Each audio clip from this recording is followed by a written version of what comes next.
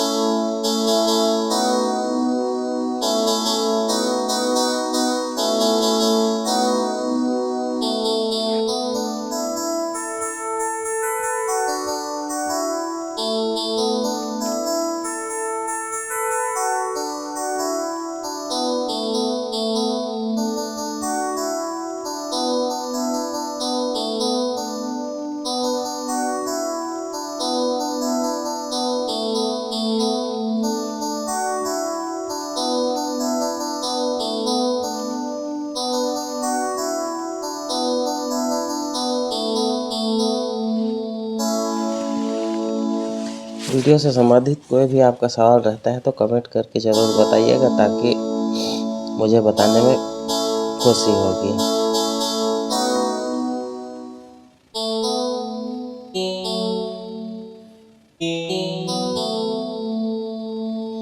चलिए और एक धुन लेते हैं।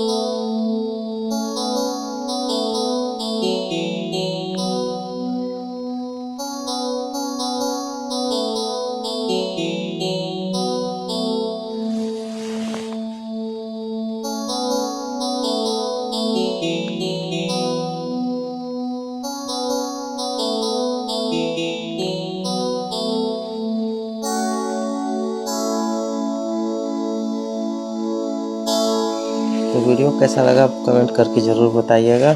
और वीडियो से संबंधित कोई भी आपका कमेंट रह जाता है, कोई सवाल रह जाता है तो कमेंट करके ज़रूर बताइएगा, ताकि मैं आपका सवाल का जवाब दे सकूं।